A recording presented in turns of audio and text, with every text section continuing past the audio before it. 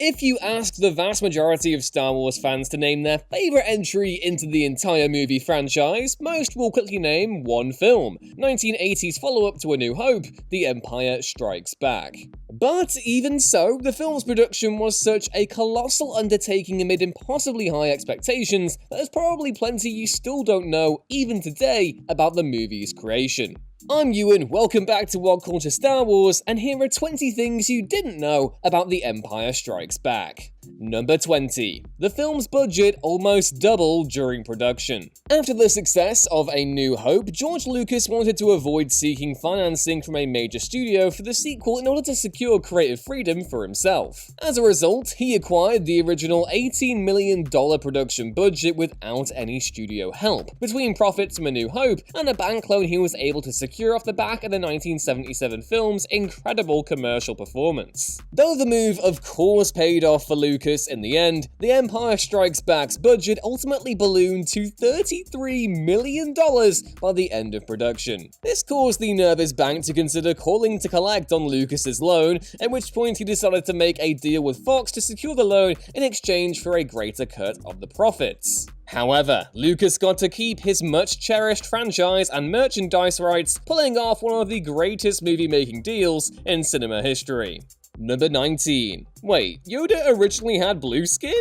Donald F. Glutt's novelization of The Empire Strikes Back features a number of differences from the final film, such as Darth Vader's lightsaber being blue rather than red, but by far the most peculiar change is the decision to have Yoda's skin be blue rather than green. A passage from the book describes Yoda as such. Yoda's long white hair was parted down the middle and hung down on either side of the blue-skinned head. But rather than Glutt simply going into business for himself, this is actually because Yoda was originally intended to be blue-skinned before George Lucas changed his mind. Number 18. Irvin Kershner had to be convinced to direct the film. Many casual Star Wars fans still forget that the best Star Wars film wasn't directed by George Lucas, but actually Irvin Kershner, Lucas's film teacher at USC School of Cinematic Arts. Kershner, whose filmmaking career largely consisted of dramedies, westerns, and thrillers, was an extremely unconventional pick to helm the Star Wars sequel, enough that the director himself even had to be talked into doing it. Kershner had little interest in making a special effects film, but Lucas convinced him he was the perfect person to ensure the character development of the piece wasn't lost in the shuffle of all those great set pieces. And so, Kershner signed on, before spending several months working with co-writer Lawrence Kasdan to polish the script.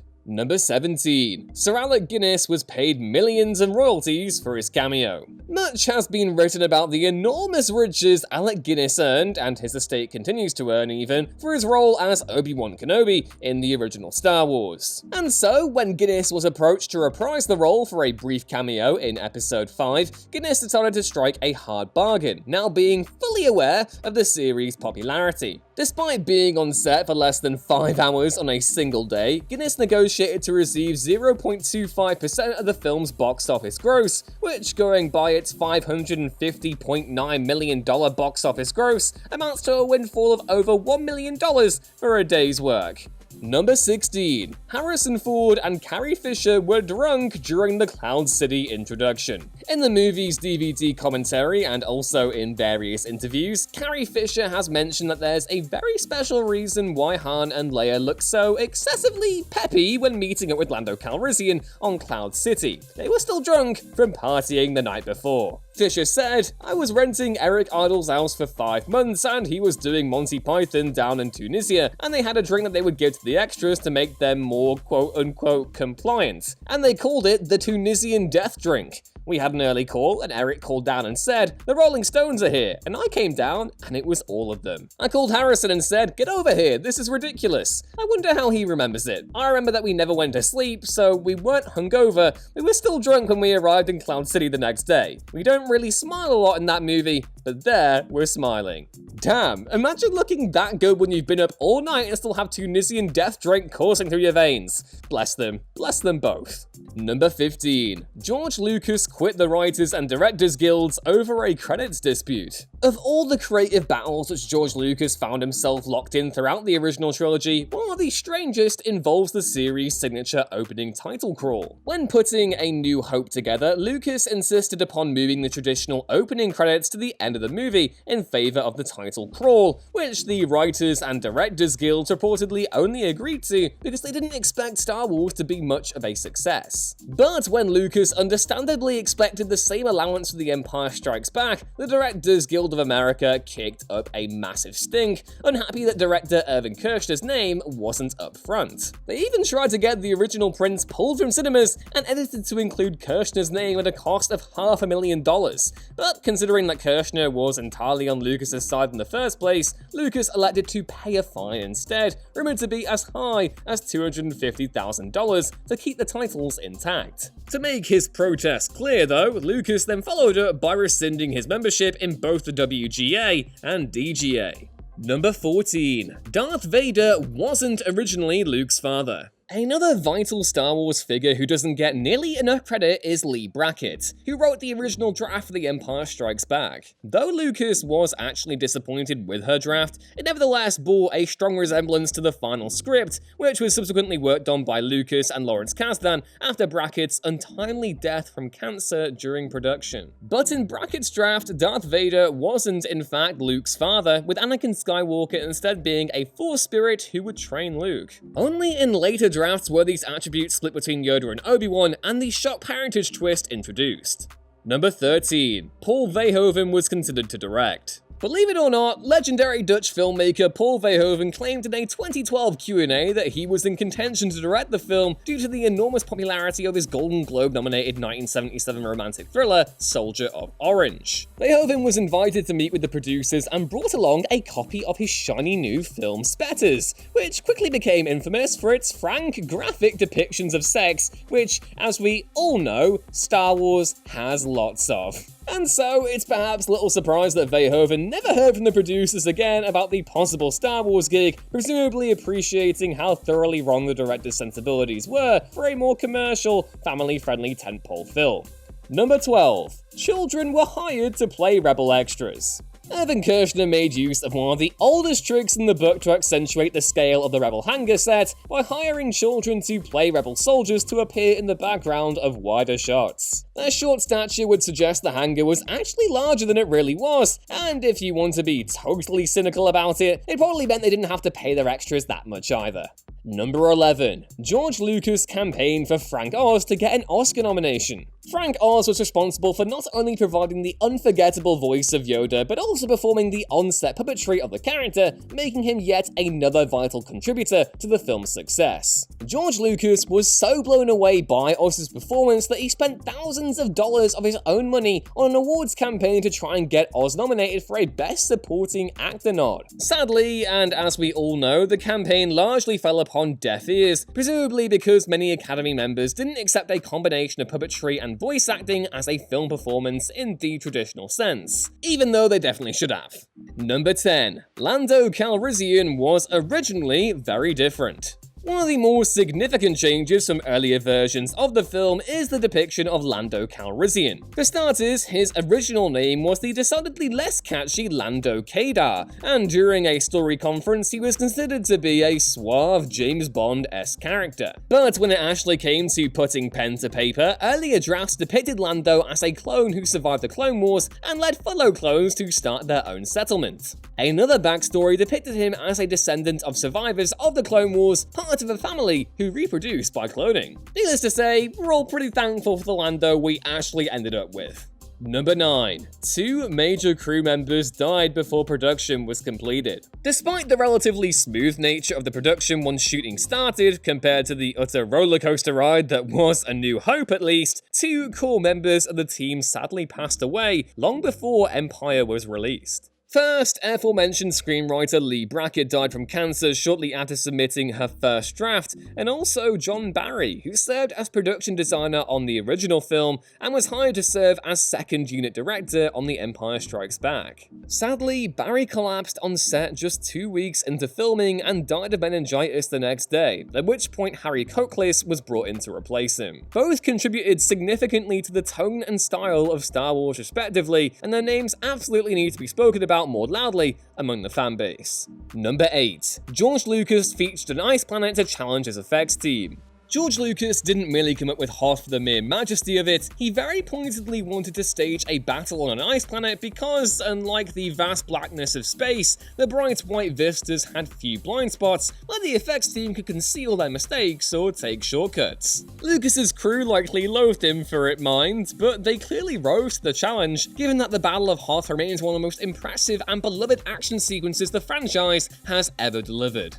Number 7. It's a rare sequel that had a staggered theatrical rollout. Generally, when a film enjoys unexpected box office success, its sequel will get a massive, immediate theatrical rollout, yet that wasn't the case with The Empire Strikes Back. The film actually premiered in a limited number of cinemas in larger cities because its initial run was presented in 70mm, which only a fraction of cinemas were actually equipped to project. It wasn't until many weeks later that the film began its 35mm rollout worldwide, and surely left anyone without a 70mm cinema nearby absolutely fuming. At least spoilers were a little easier to avoid in 1980 without Twitter and the like, unless of course you were unlucky enough to have Homer passing you by in line. Number 6. James Earl Jones thought Darth Vader was lying about Luke's parentage. Though some fans at the time doubted Darth Vader's claim that he was Luke Skywalker's father, this also transpired through to at least one member of the cast, given that Vader's voice himself, James Earl Jones, assumed it was a lie intended to manipulate Luke. Jones believed this until he finally sat down to read the script for Episode 6 a few years later, and given that Jones's voiceover is one of the more compartmentalized aspects of the production, it's entirely possible he wasn't given the script until after principal photography was completed.